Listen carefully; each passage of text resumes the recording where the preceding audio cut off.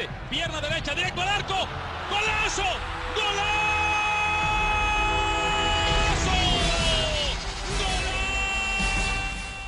The world of football with a soccer perspective.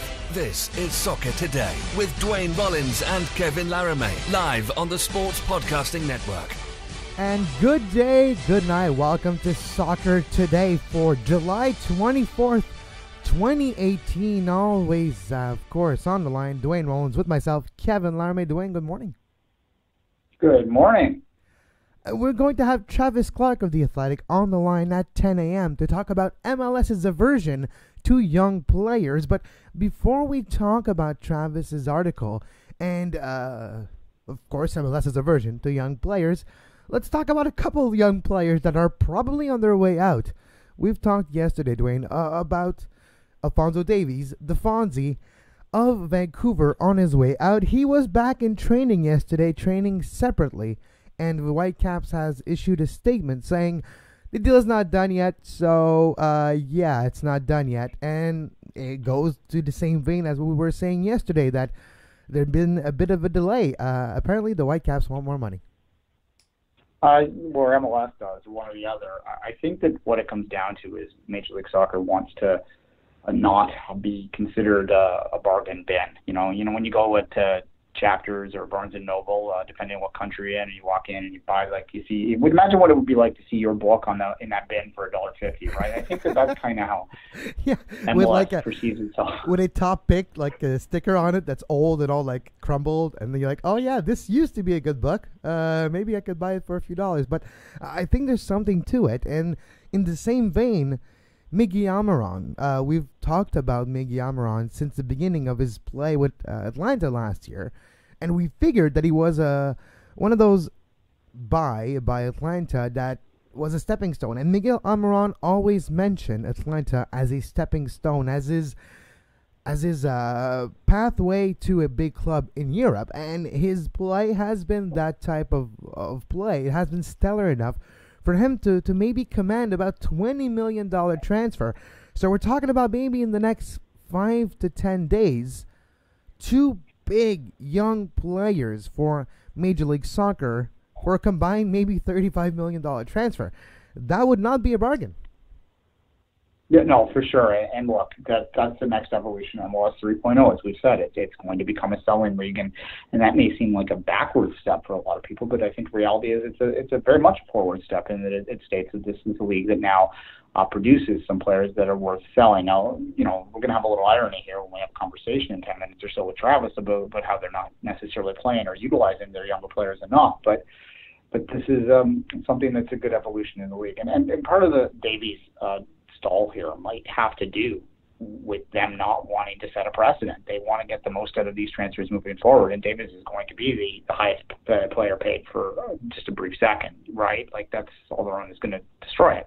Yeah. Now, that's partly because he's coming from a culture, he's MLS, but he's coming from a football nation, so that's going to add some value to it. Plus, he's probably a little more polished at this point. He's a little older, so nonetheless, I think it's part of it. He's older, and his play in MLS, the way he was used, let's face it, he had a lot more playing time over the last year and a half than Alphonso Davies was. The Vancouver Whitecaps were always careful not exposing Davies, making him play more to make sure his value always is consistent and rising, right? So there's that aspect. And if Alphonso Davies is sold for $15 million, maybe it was all worth it to not expose necessarily his defensive weakness or any other weakness if he does have one. We don't necessarily see them, and that's a bit of a way to use your playing time as your coach. You use that playing time as a shop window, pretty much, and we'll see the ramifications of it. But before we go to Travis, we have the two example here of players, young players, that are actually getting playing time. But this is it's the outlier. Let's face it. We've seen, if you're not Dallas, outside of FC Dallas, homegrowns have had a lot of difficulty in the TAM era to actually find playing time. No, precisely. I mean, we talked yesterday at the end of the show. We talked at length about Anthony Jackson-Hamel and Jordan Hamilton, right? Two young players for TFC and Montreal, respectively, that are talented. But Jackson Hall got a lot of playing time last year and excelled, and not so much this year. Jordan Hamilton has sporadically got some playing time over the past couple of years and has been successful at times, and at times has disappeared for long stretches. These are two guys that really, in an ideal world, should be playing somewhere, and somewhere still on the books of their respective parent clubs. And I wonder, and I'll ask Travis this, whether a reluctance to loan young players, particularly interleague. There is a provision to loan within MLS, whether there's a reluctance to do that for North American reasons, or philosophical reasons, or what have you.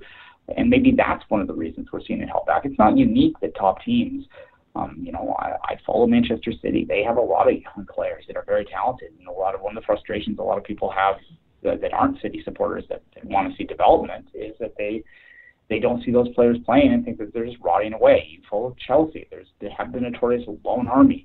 They are playing elsewhere, but are they ever going to get a shot? So this isn't a problem unique to MLS, but there's a unique problem to it. It's around 35 players or more per season that Chelsea loans out. And even Manchester City, there was a lot of players loaned out. I just remember last year when Manchester City won the Premier League, all the loaned out player came on the pitch with their kit that haven't worn an entire year. And the medal's like, yay, we kind of won. Yay. What do you do with that medal? I mean, if you win another one on your own, you'd hide it in a drawer. If you kind of flame out and end up, in the Belgian secondary, you probably wear it around to dinner occasionally. I'm a Premier League champion, kind of. Yeah.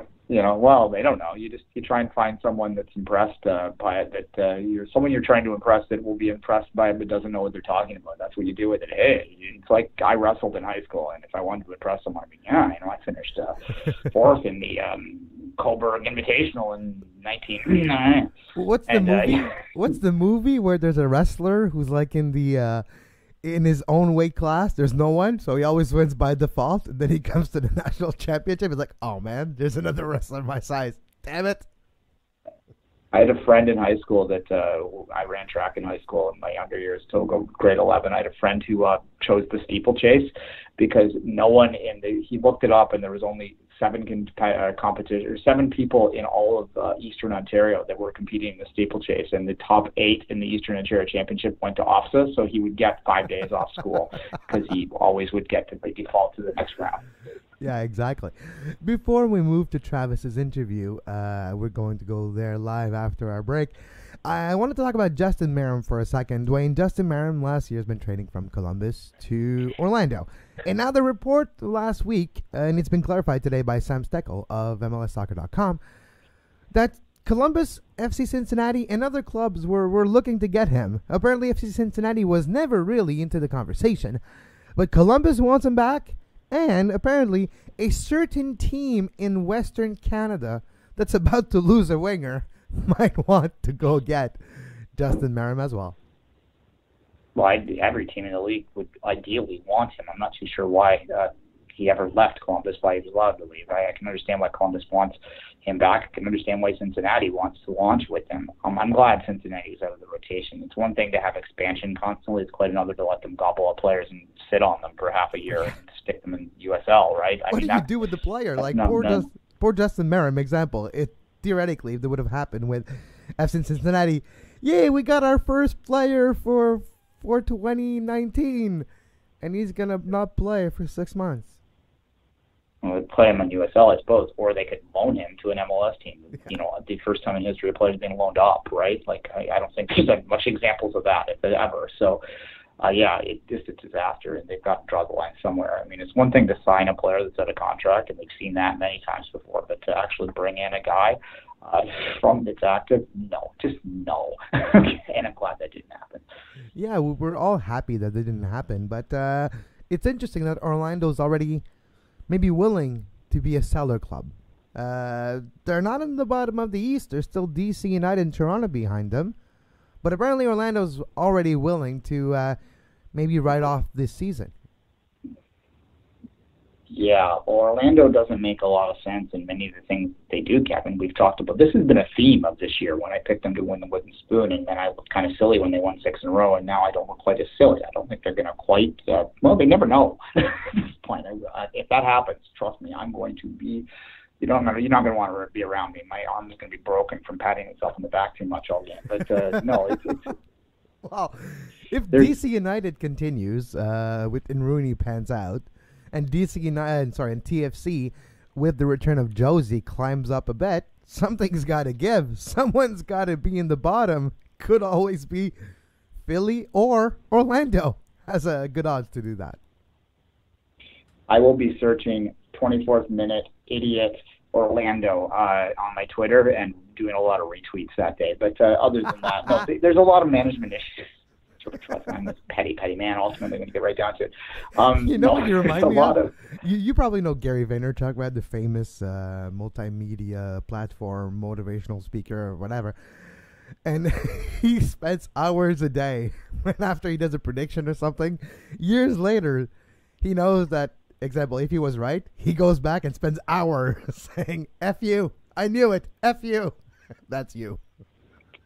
Yeah, I have Excel, and I have an Excel spreadsheet on my computer, just predictions made, and then the incorrect ones. I know that I'm going to be reminded of them, so I don't need to remind you. No, it's all fine. There are management issues at Orlando. They need to find a direction, and this is just another illustration of it in my mind. So, are they willing to be a seller? That's fine and dandy, because I think that is an evolution of the league coming forward, that we will see sellers, we will see rentals like we see in other North American leagues. It is a playoff league after all. And, having a run to the sprint to the championship is something that some teams can do. If you're Atlanta right now and you're losing one of your main players, you're going to be looking to replace him pretty quickly, and having a rental for the rest of the year where you look to get your next big signing from South America isn't the worst idea. So I think it is an evolution of the league. But you got to have a plan if you're going to do that. You have to have something you're going to do with that player and a concrete idea of the direction you're going to move, and I'm not sure Orlando does. I don't see a lot of evidence. It seems like throwing stuff at the wall and seeing what sticks to me. That team has for several years now, which is ironic because they were so good at the second tier, and as soon as they moved up, they seemed to lost direction or something. Maybe they started to believe in their own press clippings. I don't know. It's been an odd journey so far for the Lions. I think the Kaká decision is not necessarily a stranger to anything that happened since. Kaká came into this league and had some influence on the results of Orlando, but not as much as expected. And his influence went a lot deeper than just on the field. Who joins the team, how the team sets up. Kaká had a big influence in the beginning of this club, and maybe to the detriment of the progression of the club.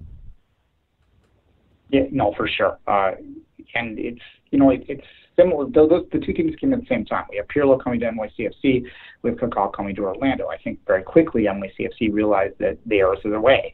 And Pirlo stuck around. You sold some jerseys for them, and you got a few, stood on the post, sort of, and that sort of thing. But we all know that ultimately was the wrong decision for on the field performance. Kaká wasn't quite that bad. He had some moments, particularly the very first season. But I don't think Orlando ever realized the direction, the way the winds were blowing within MLS, and that led to them holding on to that kind of philosophy for too long. And now, look at the standing. Look at where NYCFC is. They could win the MLS Cup this year quite easily, I think. And they're right now 4 weeks without Villa, so they could win it and having good results even 4 weeks without their best player and their captain. Yeah, it's one team learned, one team didn't learn, and one team is on the way up and one team is floundering big time. So that's where we are with that expansion right now. Exactly. We'll take a short break. When we come back, we'll have Travis Clark of The Athletic on the line to talk about MLS's aversion to playing young players. You are listening to Soccer Today. Follow us on Twitter at SoccerTodaySPN and like our Facebook page, facebook.com/Sports Podcasting Network. You can find the podcast version of all the shows we do on iTunes, Apple Podcast, Google Play Store, TuneIn Radio, iHeartRadio, and anywhere you get your podcast.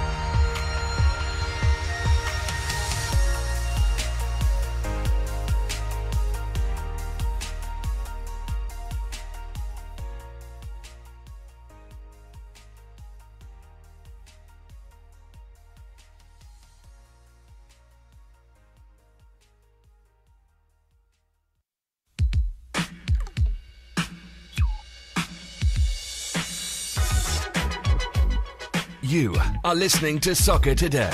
Follow us on Twitter at SoccerTodaySPN and like our Facebook page, facebook.com/Sports Podcasting Network.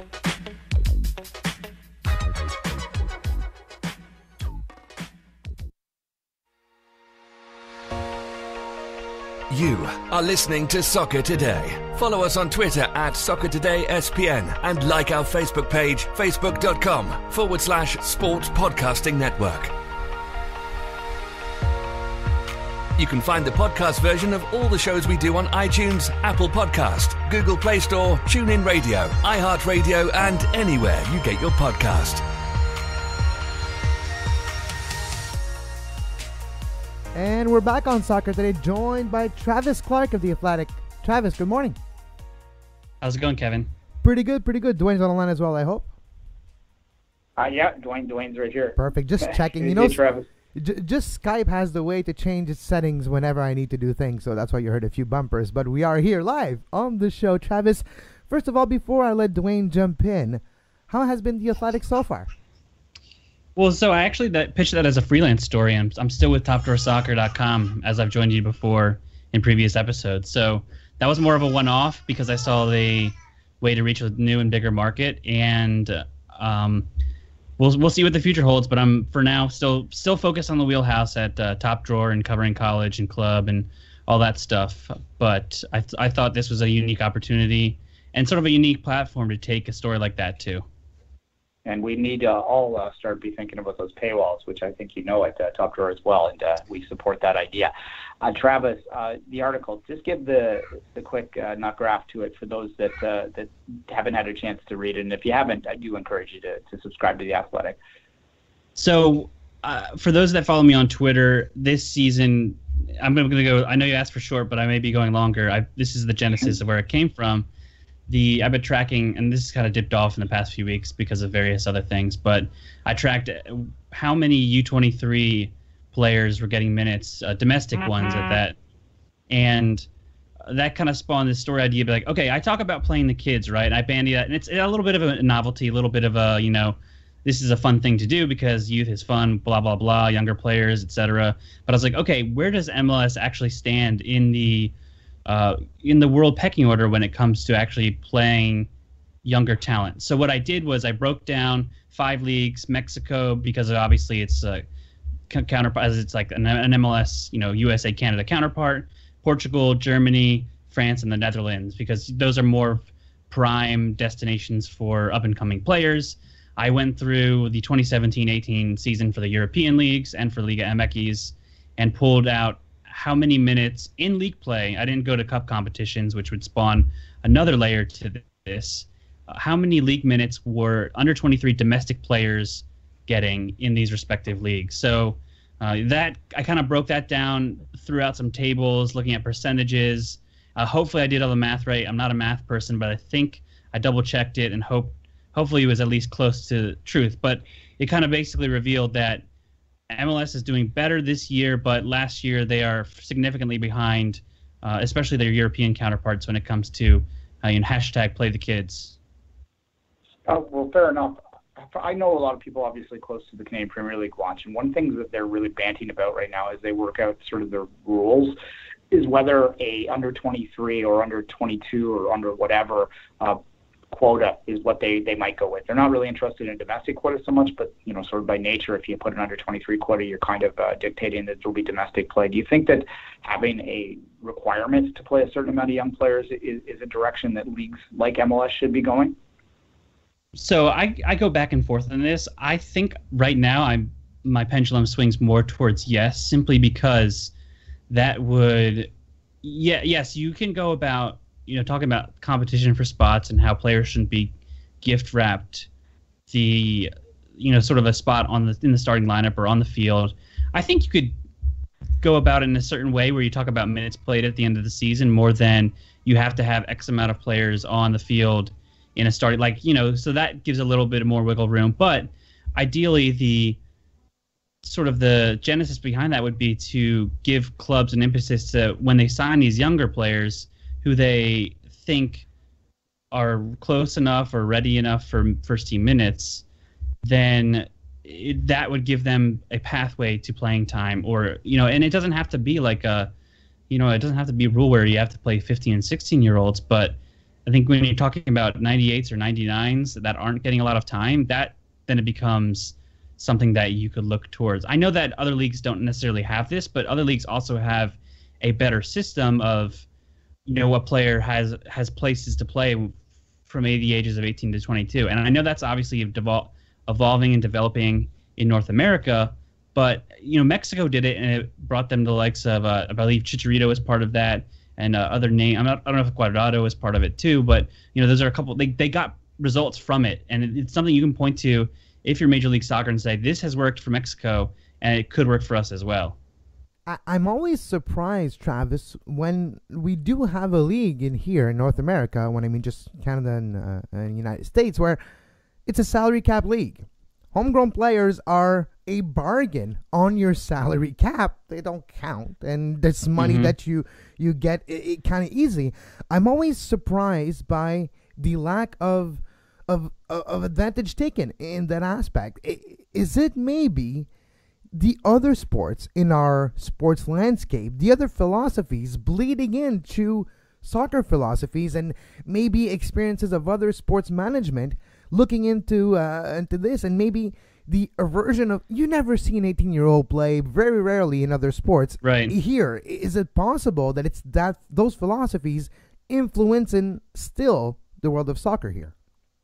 I think that is certainly part of it. Obviously, none of what I talk about or write about when I talk about development and professional opportunities has like an easy answer. They're all little parts to it. So what you say is definitely accurate. I think there's that sort of weirdness that in the North American sports landscape, it's strange to see or talk about a 16, 17-year-old playing minutes professionally, whereas in soccer around the world, that is, I don't want to say it's commonplace, but it's much more common to see that. I think there's also in the salary cap league, right? These teams are going out and making acquisitions and spending significant amounts of money. And while your bargain angle is obviously, it should be more, I think, more prevalent. There's also you're spending a lot of money on said player. You've put a lot of money into that scouting process, perhaps, and then you need to give that player the minutes because of those factors, right? Otherwise, you're wasting money. You're burning salary that's not being used. Whether it's, I'm speaking in general terms here, not necessarily in any specific cases I can think of.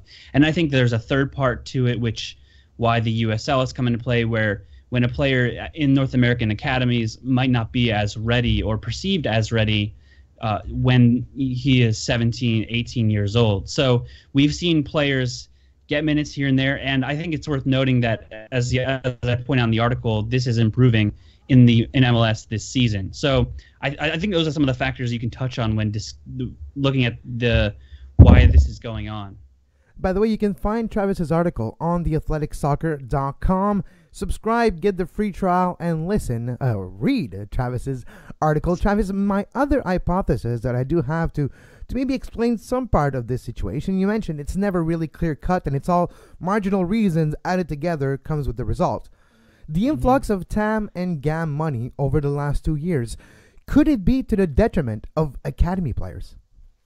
100% yes. I think that the spending flexibility that some teams can take can allow them to go out and purchase players that are better and more ready to contribute to a team, whereas 5-6 years ago that sort of opportunity did not exist. Now, I do think that as hardline as I can be on this issue, I do think that it shouldn't be mutually exclusive. Organizations that are well run, you can look at like Toronto, for example. I think Seattle, while they have had hiccups this season, they have a very promising 2001, 2002 age group that, for better or for worse, they are signing those kids to their USL team and looking to accelerate their development. We'll see in a few years if they just, burn kids' college eligibility and nothing comes of it, or if it really pans out. I know that Toronto FC is very aggressive with Toronto FC2 and bringing players up that way. So I do think that you can have that GAM-TAM opportunity and also look to, either create playing opportunities elsewhere and work on, facilitate development where you can, bring in that TAM GAM player, maybe then sell him to Europe or sell him elsewhere, maybe back to South America. And then also, it can be a two-way street, I guess, is my point. So I think that it doesn't have to be one or the other, right? Travis, you and I have been having this conversation for about 6 or 7 years now. Too many years. Relating to my next question for sure, though. I speculated on yesterday's show that when we were talking about Alphonso Davies and sort of the fact that there's been, Blue in Montreal, a couple of high-profile Canadians, young Canadians that have transferred to a professional environment quicker than we're seeing necessarily, when you look at it on a quota basis, than we're seeing our American counterparts. And I wondered whether that might have something to do with the philosophy Canadians had related to NCAA and college sport as compared to the Americans. Do you think that part of the reason we're seeing not as many young under-23s playing is because some of those players that might be good enough to be playing are taking the college route, are worried about their eligibility, aren't going to take necessarily that jump at to put their toe in and have those opportunities? Does it have to do with the college philosophies and sort of that, I think attachment to the college game? I think that's a factor, but it's probably not as prevalent. One thing that I've noticed is that, so for the elite upper echelon talents, a lot of them will look to go to Europe and, look like someone, Weston McKennie was committed the summer of his senior year, was all set to go to the University of Virginia, and then a homegrown offer from Schalke, from FC Dallas came, and then an offer from Schalke, and it's a chance that he took. And I know that he's not alone in taking that path, but I go back and forth, right? I think, one of the in Canada, as far as I understand, paying for university is less of a significant financial drain as it is in the United States. I could be wrong in that assumption, and you can correct me if you're not wrong. You're totally right. Just example, if you are a local resident of either provinces in Canada, majority of universities can be afforded for about $1,500 per semester. Right. And then, so on the flip side of it, soccer isn't going to significantly discount your education experience, even if you are an American. So at this point, you see players take a flyer and, you get an €80,000 a year offer for like a 2-year guaranteed contract to join a Bundesliga academy when you're, let's say, 18. Then how much, let's say you have like a partial scholarship to UCLA that covers maybe 50% of the costs, and you're coming out of state. I haven't crunched the numbers there, but I feel like it's becoming less and less of a thing where kids are, all right, I'm going to go to college and bypass a professional opportunity.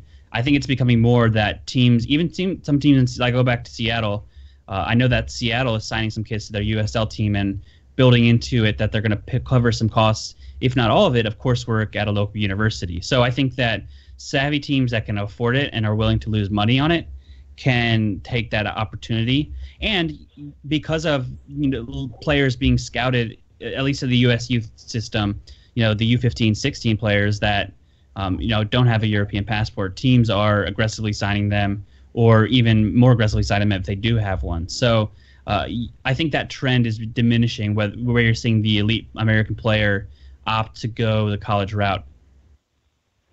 Sure, Travis, we do have, of course, the USL MLS partnership, which sees a lot of loans to USL. There is a provision for interleague loans in MLS. It's rarely used. I'm just wondering in general whether you think the loaning procedure is used well enough and enough, period, by MLS teams. I don't think that it is necessarily, but a lot of factors come into play if you're not running the team. So, for example, you have San Jose runs their affiliate in Reno, and then here where I am, I'm based in the Washington, D.C. area. Richmond Kickers have an affiliation with DC United. DC is actually launching their team in the USL for the 2019 season. So that is set to change. I think that there's a lot of factors going on, right? Whether it's, what is the stated organizational goals? Are they tied to an MLS team? Are they an independent team that's coveting a move to MLS? I feel like there are just a lot of factors that you can't control if you are, say, an MLS team and you want to get a 18, 19-year-old minutes. So I've heard stories behind the scenes of going on where, coaches just don't want players, and that player ends up not getting minutes because they like the ones they have in training day to day, or it's as simple as like there are training sessions that a player is in every day with their MLS team, and then they're shipped off to a team in the USL, but the coach is like, well, you haven't been in training all week, so why should I use this player? So I think that there are a lot of moving parts, and it depends on intra-club relationships. It depends on how teams are used in the USL, if how they're operated, and that kind of a thing. So I haven't studied it as much in depth as I would like to, simply because I have so many things going on. But I do think there's always room for improvement. That if there's one thing I've learned in doing this story and doing my job, it's things can be done in a much better way than an efficient way than they are now. But they're how we go about navigating that and making things better, I'm not even 100% sure I even know that so far. To finish the interview, Travis, I'm wondering one thing. We've talked about this situation, and there's a few outliers, of course, that are in the news right now in MLS. Talk about Alphonso Davies and the potential of Miggy Almiron being sold for around $20 million in the next few weeks as well. Are those two examples good enough to change a bit of the mentality surrounding young players playing? Is the aspect of the league becoming a seller of young talents enough to maybe encourage coaches to play the kids? Yeah, I mean, that's a really good question. I don't know if that would be the sort of knock-on effect. What I do know is that, and you know, you guys are in Canada, and so you'll pish-posh about it at me, but the way the MLS schedule is set up, it makes the league posturing itself as a selling league, which I believe it should be, all the more difficult, because you're talking about selling those two players during the league season, right? And so in Davies' case is a little more unusual. He's not turned 18, so I don't know if he could move to Bayern before he turns 18 this November. So it would make sense to agree to a deal, loan him back to the Whitecaps for the rest of the season, and then he can join and register during the January transfer window next year. But in Miguel Almiron's case, you're looking at Atlanta selling. It's pick him or Joseph Martinez, right? Selling their best player, and maybe they feel good about Barco, or maybe they feel good about the U.S. Youth International Andrew Carlton.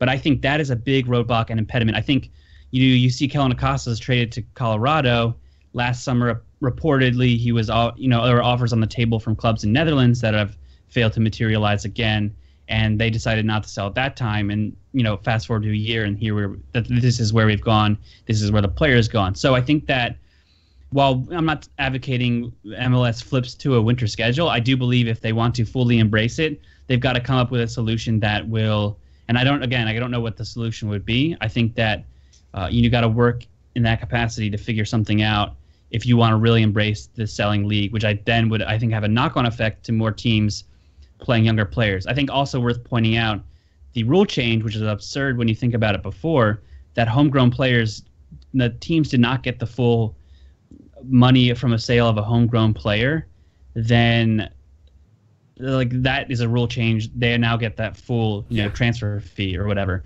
And I think there's another part to it where I've seen, maybe it was Merritt Paulson pointing out on Twitter that, and as we love Merritt on Twitter, when you sell a player on at a certain juncture of a season, replacing that player is a lot more expensive than it is just to keep it, even if being a selling league is a better approach overall. I think those are my thoughts on that. Sorry to word vomit all over you guys. No, it's perfect. That's why we like to talk to you, because we get more depth into what we're actually asking for. So thank you very much, Travis, for your time today. You can read Travis's article on The Athletic Soccer and read Travis's usual work on Top Door Soccer. Travis, thank you for your time today. No problem. Thanks for having me on, guys. Anytime. And we'll wrap the show up really quickly. Thank you for everyone for listening to The Call. You can find podcast versions of this show anywhere you get your podcasts. Just look for Soccer Today, the Sports Podcasting Network, and you will find a podcast version. Thanks to our advertisers, thanks to all our listeners to sticking with us during the World Cup, and to all of you who has joined us since the end of the World Cup internationally. We hope you continue to like our North American soccer talk, the world of football with a soccer perspective. And until tomorrow, as always, I'm Kevin Laramee for Duane Rollins and Travis Clark. Have a great soccer. You can find the podcast version of all the shows we do on iTunes, Apple Podcast, Google Play Store, TuneIn Radio, iHeartRadio, and anywhere you get your podcast.